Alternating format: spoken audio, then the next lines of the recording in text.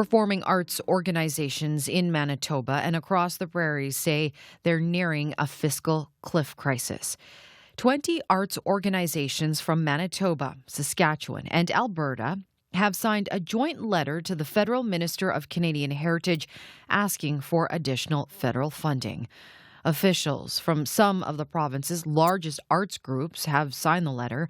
That includes the Winnipeg Symphony Orchestra, the Royal Winnipeg Ballet, Manitoba Opera, and the Royal Manitoba Theatre Centre. But what about smaller arts groups in rural Manitoba?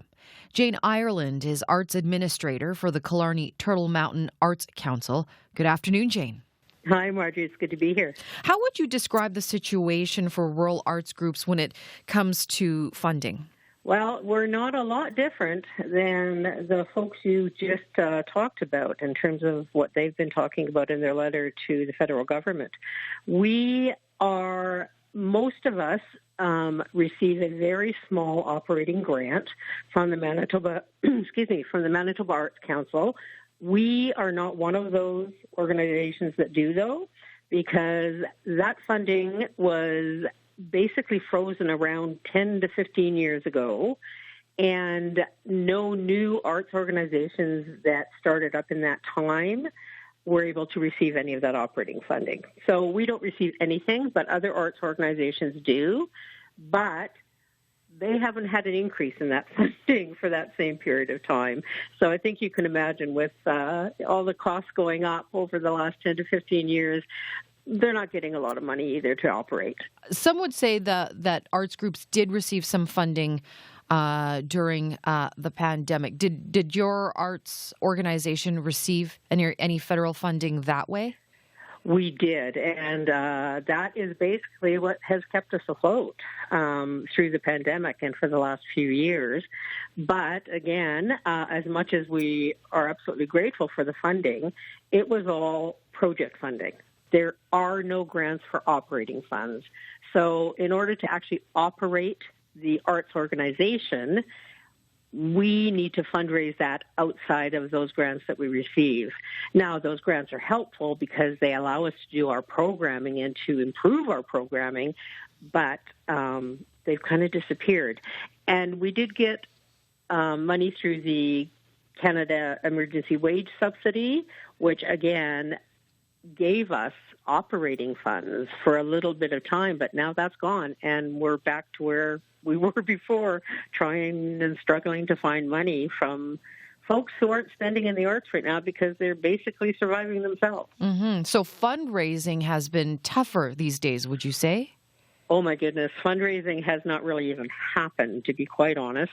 Again, we, as a rural arts organization, we are so aware of our community and where their dollars are going right now. And those are the people we keep going to that same well. Well, that well kind of dried up, and we don't want to bother them. So when we do try to do fundraising, we try to do very small things that don't ask a lot in terms of money from folks. But that's not enough. That's not enough to survive on.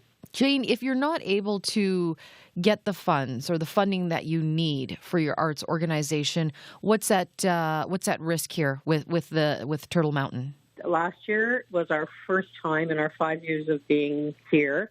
We had a deficit budget, which we've never had, and that largely came because people weren't ready to come back to live events, and that's where we make our fund. That's where we make our operating budget, is from our performing arts and things like that. So we weren't as successful as we had hoped, and so this year what that's meant is we've had to look very seriously at our programming, and we've had to make some serious cuts to what we can offer. And we're still looking at we're not sure, we might have to restructure. We might have to maybe not stay open for the week. We might have to just go down to a couple days a week. So there's a lot of things we're looking at, but the one thing the arts and culture organizations know how to do is fight to stay alive, because we've been doing it for so long. What have you still been able to offer programming-wise? Well, we're still able to offer our workshops, our educational workshops and classes, because those are fee-based. We've also been able to do our performing arts performances, although we did have to cancel our music festival.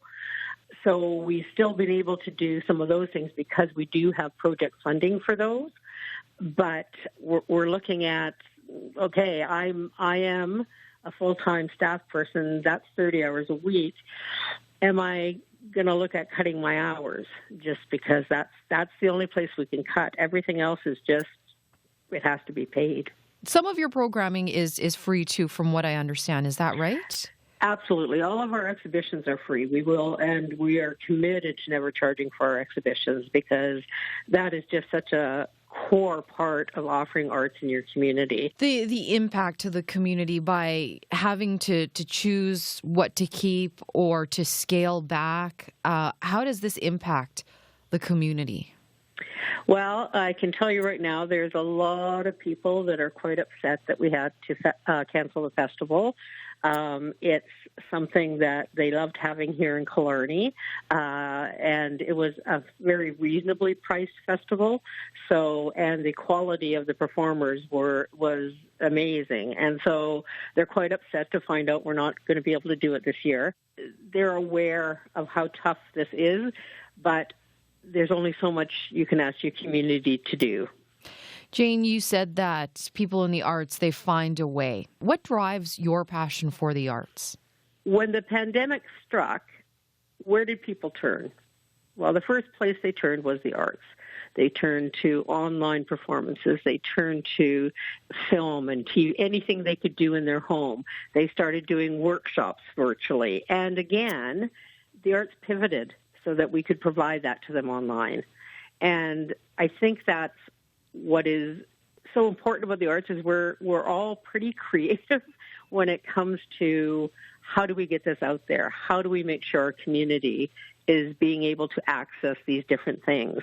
And so we count on volunteers a lot who are equally as passionate. And we just try to change where we need to make sure it's still getting out there and accessible to everybody in the community.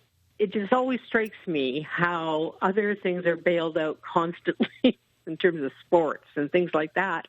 And it's not that that's not equally as important, but it always seems that arts and culture have to defend themselves and explain themselves. And I think that just gets a little frustrating for us. We're here for our communities. We're not here for ourselves. And we're here to keep arts and culture alive. Jane, I do appreciate you taking the time to speak with us today. Thank you so much for joining us here on the show. Thanks, Marjorie. Take care. You. Bye. That is Jane Ireland, Arts Administrator for the Killarney Turtle Mountain Arts Council.